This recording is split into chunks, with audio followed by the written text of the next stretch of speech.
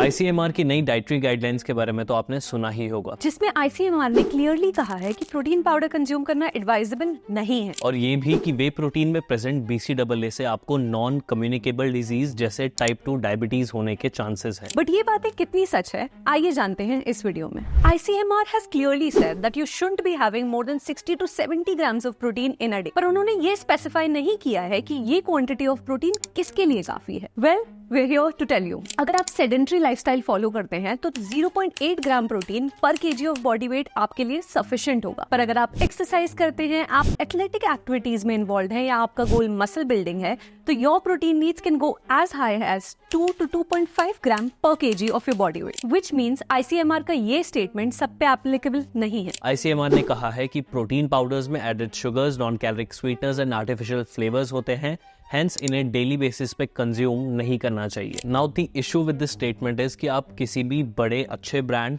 की protein powder supplement की अगर इंग्रेडिएंट लिस्ट देखेंगे, जैसे न्यूट्राबेकी, तो आपको वहां पे कभी भी एडेड शुगर तो बिल्कुल नहीं मिलेगा। अपार्ट फ्रॉम दैट, जिस भी अमाउंट में नॉन कैलोरिक स्वीटनर्स या आर्टिफिशियल फ्लेवर्स डाले जाते हैं वो FSSAI की रिकमेंडेड गाइडलाइंस के अकॉर्डिंग होते हैं, यानी ये ह्यूमन कंजम्पशन के लिए कंप्लीटली सेफ है। As per ICMR, protein powder में प्रेजेंट BCAA से आपको नॉन कम्युनिकेबल डिजीजेस जैसे डायबिटीज हो सकता है। वेल, पूरे वर्ल्ड में की गई मल्टीपल रिसर्च स्टडीज ने क्लियरली प्रूव किया है कि प्रोटीन सप्लीमेंट्स डायबिटीज मैनेज करने के लिए बहुत ज्यादा हेल्पफुल सोर्स है। जिन स्टडीज के बेसिस पे आईसीएमआर ने ये जनरलाइज स्टेटमेंट दिया है, they are only 1 to 2% of the total studies. In fact ये 1-2% स्टडीज भी कंक्लूसिव नहीं है। आईसीएमआर की गाइडलाइंस में क्लियरली लिखा है कि प्रोटीन पाउडर्स के प्रोलॉन्ग यूज से आपको किडनी डैमेज की प्रॉब्लम हो सकती है। स्टडीज जो ऑल ओवर द वर्ल्ड हुई हैं, उनमें क्लियरली प्रूव हुआ है कि प्रोटीन पाउडर अगर एक हेल्दी इंडिविजुअल लेता है, यानी जिसकी किडनीज बिल्कुल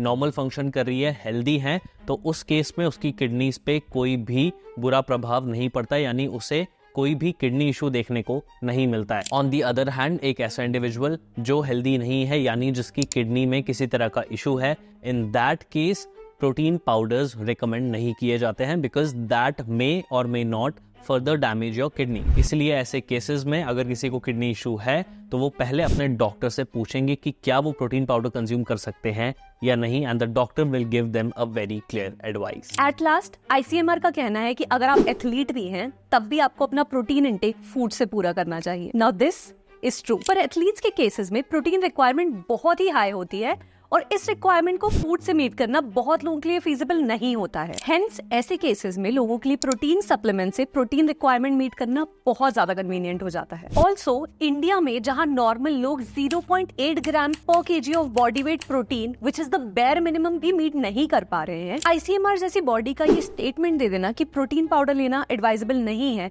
इज वेरी वेरी डिस्करेजिंग। क्योंकि अगर आप एक स्कूप प्रोटीन ले लेते हैं तो उससे आपको good quality source of 24 to 25 gram of protein मिल जाता है, जो आपकी डेली प्रोटीन रिक्वायरमेंट मीट करने में बहुत हेल्प करता है। आईसीएमआर की गाइडलाइंस और इस वीडियो में बात की हुई सभी रिसर्च स्टडीज के लिंक्स आपको नीचे डिस्क्रिप्शन में मिल जाएंगे। इस वीडियो को लाइक करें, चैनल को सब्सक्राइब करना बिल्कुल मत भूलिएगा। ऑल्सो आप लोगों के जितने भी सवाल कमेंट सेक्शन में जरूर लिखिएगा।